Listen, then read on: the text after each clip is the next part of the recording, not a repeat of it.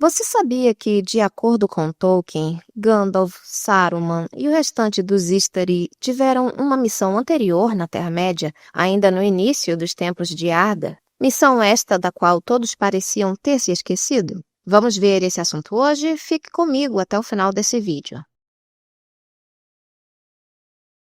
Quando Gandalf, Saruman e os outros Istari chegaram à Terra-média por volta do ano 1000 da Terceira Era, seu objetivo era ajudar os povos livres da Terra-média a se oporem a Sauron, e a maioria de nós sempre presumiu que esta foi a primeira vez que esses 5 magos pisaram na Terra-média.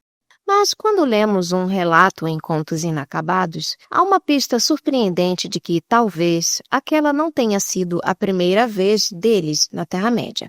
Nesse livro, é dito que esses 5 Maiar vieram vestidos de corpos como os dos homens, reais e não ilusórios, mas sujeitos aos medos, às dores e à exaustão da terra, capazes de sentirem fome e sede e de serem mortos. Embora por causa de sua nobreza de espírito, não morressem e só envelhecessem em decorrência das preocupações e labutas de muitos e muitos anos. E isso foi feito pelos Valar porque desejavam emendar os erros de outrora, especialmente a tentativa de proteger e isolar os Eldar pela plena revelação de seu próprio poderio e glória. Agora, no entanto, seus emissários estavam proibidos de se revelar em formas de majestade, ou de procurar dominar as vontades dos homens ou dos elfos através da demonstração aberta de poder. Mas, vindos em formas débeis e humildes, tinham a incumbência de aconselhar e persuadir os homens e os elfos para o bem e procurar unir no amor e na compreensão todos aqueles que Sauron, caso retornasse, tentaria dominar e corromper. Portanto, a decisão de enviar os Istari como anciãos para a Terra-média para aconselhar e ajudar, em vez de exibirem todo o seu poder, não foi apenas uma decisão aleatória e sábia dos Valar. Foi uma tentativa, nas palavras de Tolkien, de corrigir, emendar os erros de outrora, quando tentaram proteger os primeiros elfos, exibindo todo o seu poder e majestade. Mas quais erros foram esses? Você pode estar se perguntando. E quando isso aconteceu? Temos algumas dicas que podem responder essas perguntas. Mas foi somente com a publicação de A Natureza da Terra-média, uma coletânea de notas inéditas do autor, editada por Karl Hofstadter, que obtivemos uma resposta completa para essas dúvidas. Neste livro, em particular, nós podemos ver algumas ideias sobre algumas linhas do tempo de sua história, as quais Tolkien escreveu ao longo de vários meses em 1959, alguns anos após a publicação de O Senhor dos Anéis. Portanto, essas são evidências que sugerem que o assunto estava na mente do autor por algum tempo. Então, qual é a missão anterior e como ela deu tão errado? Para responder a isso, precisamos voltar no tempo para quando os elfos despertaram pela primeira vez na Terra-média. Basicamente, na época do despertar dos elfos, um evento que ocorreu ainda na Era das Árvores, os Valar não estavam mais vivendo na Terra-média, e sim em seu novo continente, Aman, mais conhecido como Valinor, e apenas visitavam a Terra-média ocasionalmente. No entanto, outro poder estava muito presente na Terra-média, Morgoth. Logo, quando os elfos despertaram, completamente inocentes e indefesos neste novo mundo, eles estavam em perigo e os Valar não estavam lá para protegê-los. No entanto, em um dos anais que narram o despertar dos primeiros 144 elfos ao lado do lago Cuivienen, sabemos que a Maia Melian, tendo sido avisada em um sonho, deixa Valinor e vai para a Terra-média. Quando chega lá, ela encontra esses elfos e fica com eles, e presumivelmente os protege de serem completamente exterminados por Morgoth. Ela permanece lá com eles por talvez alguns milhares de anos.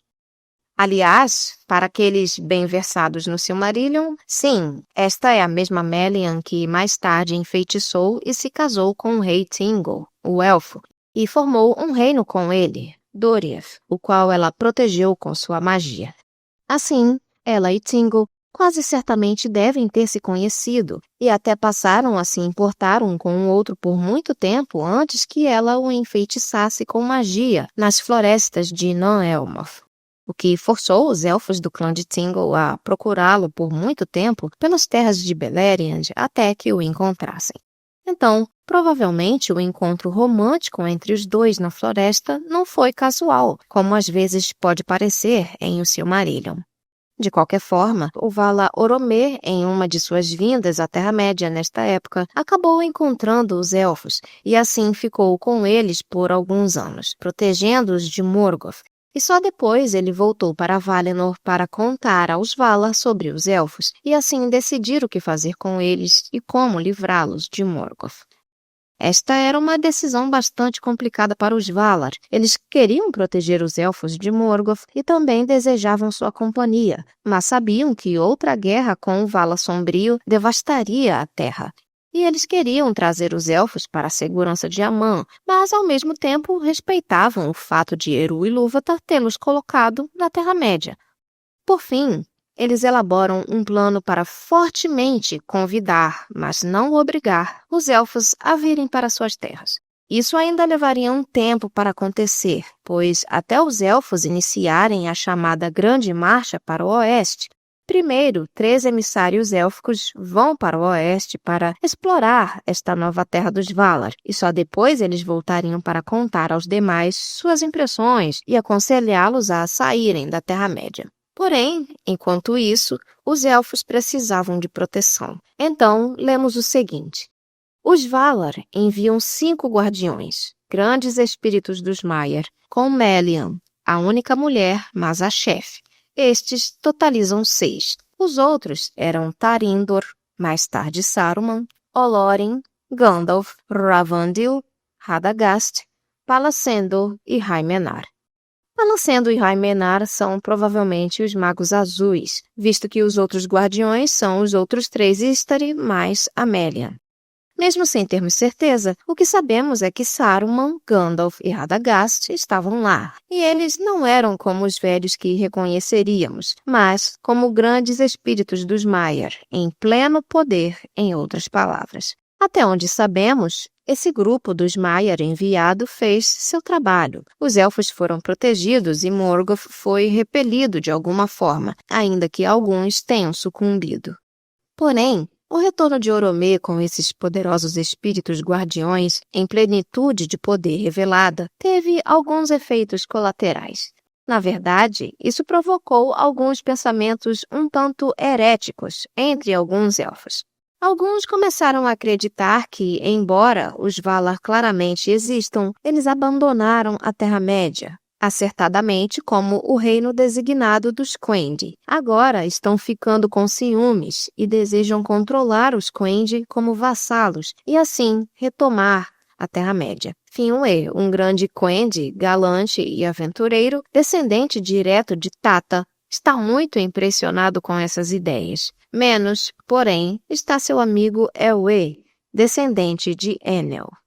Para aqueles que leram o Silmarillion, Finwë aqui é o pai do futuro rebelde Fëanor, e Elwë aqui é o elfo que mais tarde se casa com Melian, a Maia. Portanto, o envio de guardiões Maiar, claramente muito poderosos pelos Valar, Gandalf, Saruman e outros para proteger os elfos, na verdade, não tranquilizou completamente os elfos quanto às boas intenções dos Valar. Muito pelo contrário. De fato, um número significativo deles ficou desconfiado. O que aconteceu depois? Bem, os Valar forçaram o convite para que eles deixassem a Terra-média. Os emissários voltaram com um relatório positivo da terra de Aman. Assim, a maioria dos elfos partiu então para o oeste. Porém, alguns não quiseram ir e permaneceram onde estavam. Alguns outros dos que começaram a jornada pararam no caminho. Alguns dos que chegaram até o fim decidiram ficar em uma ilha, Tol Eressëa, perto da costa de Aman. E alguns daqueles que, de fato, conseguiram completar a jornada até o novo continente e se estabeleceram em Aman, mais tarde se rebelaram e retornaram à Terra-média, liderados por Fëanor. Em algum momento, aqueles 5 poderosos Maiar em quem confiavam foram afastados de suas funções e retornaram ao que quer que estivessem fazendo antes em Amã. E o tempo passou. Quando os Valar decidiram mais uma vez que desejavam ajudar os povos livres, enviando emissários para auxiliar na oposição a Sauron, eles aparentemente se lembraram de quem haviam enviado antes e decidiram enviá-los novamente. Mas, voltando à citação com a qual iniciamos, os Valar decidiram enviá-los não com pleno poder como da última vez, mas como anciãos. E aqui está o porquê. Porque eles desejavam corrigir os erros de outrora, especialmente a tentativa de proteger e isolar os Eldar pela plena revelação de seu poderio e glória. Ou seja, os Valar aprenderam a lição desde o início. Gandalf, Saruman e companhia foram enviados à Terra-média com seu poder e glória plenamente revelados na primeira vez. Há indícios de que eles, talvez Saruman, tivessem usado esse poder em equilíbrio com os elfos para tentar forçá-los a fazer certas coisas. O convite para deixar o único lar que os elfos conheciam e encarar a marcha até Amã foi uma demonstração de poder e força. Isso fez os elfos se perguntarem mais tarde se realmente eles tiveram uma escolha. Como sabemos, o resultado disso foi rebelião. Alguns recusaram os desejos dos Valar, alguns aparentemente partiram a contragosto e pararam no caminho. Um se apaixonou perdidamente por uma das Maiar quando ela o encantou e assim desistiu da marcha e permaneceu na Terra-média com seu povo. As sementes do descontentamento persistiram nos elfos até a rebelião de Fëanor, e isso, no fim das contas, não era o que os Valar pretendiam. Portanto, trazer os elfos até Amã, ainda que com boa motivação, foi de certa forma um erro.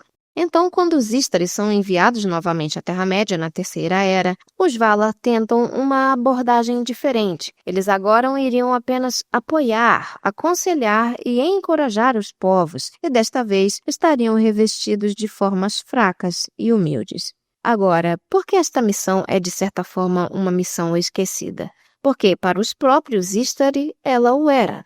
Disse que, estando encarnados, os Istari precisavam aprender muito de novo por meio de experiência lenta, e embora soubessem de onde vieram, a lembrança do reino abençoado era para eles uma visão distante, pela qual, enquanto permanecessem fiéis à sua missão original, ansiavam intensamente. Gandalf diz 2 vezes que se esqueceu de sua vida antes dessa missão, apesar de ainda ter um anseio de retornar.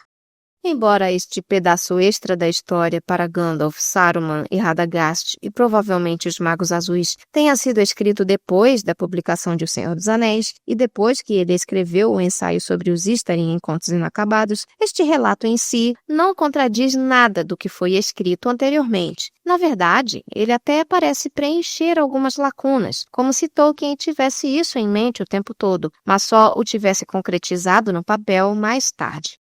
No início do vídeo, eu disse que Thingol provavelmente conhecia e gostava de Melian antes que ela o enfeitiçasse. Portanto, este relato nos sugere que talvez o encontro dos dois, o encantamento de Thingol por Melian, tenha sido apenas parte do romance deles, e não o início. Isso também explica porque nos é dito que Manwë queria que Olóren, Gandalf, fosse em missão na Terceira Era, porque Olóren era amante dos Eldar que permaneceram. Permaneceram aqui pode significar várias coisas, mas o texto sugere que Gandalf amava os elfos que permaneceram na Terra-média, o que faz muito mais sentido se ele tivesse passado por todo esse tempo anterior com eles. E isso adiciona outra camada àquela maravilhosa interação que temos entre Círdan e Gandalf, quando o mago chega à Terra-média na Terceira Era. Círdan escolhe dar o Anel de Poder Narya a Gandalf, não ao mais poderoso ou ao líder dos Istari. Tanto porque Círdan era dotado de previsão e sabedoria, mas também porque ele provavelmente conheceu todos aqueles Istari antes, em sua primeira missão. E se ele tivesse conhecido Gandalf naquela época, mesmo que o mago tivesse se esquecido disso, Círdan poderia muito bem ter se lembrado de Olóren como o mais sábio de todos os Maiar. E agora ele estava de volta. Essa interpretação de Tolkien nos ensina algo importante. Reconhecer os erros do passado e consertar da próxima vez é algo digno de se fazer. E o mais legal é que, dessa última vez, funciona. Os emissários dos Valar, mesmo que nem todos, conseguem conquistar a confiança dos elfos e dos outros povos livres da Terra-média, os quais passaram a dar a eles ouvidos e aceitaram seus conselhos. O mal, então, é derrotado. E os elfos, convidados e não pressionados, finalmente deixam a Terra-média. Os erros antigos foram corrigidos, finalmente. Por hoje é isso, pessoal. Espero que você tenha gostado de conhecer um pouco mais dessa lore mais esquecida. Te convido a se inscrever no canal para mais histórias e a deixar o seu like se tiver gostado do vídeo. A gente se vê na próxima. Um grande abraço a todos e valeu!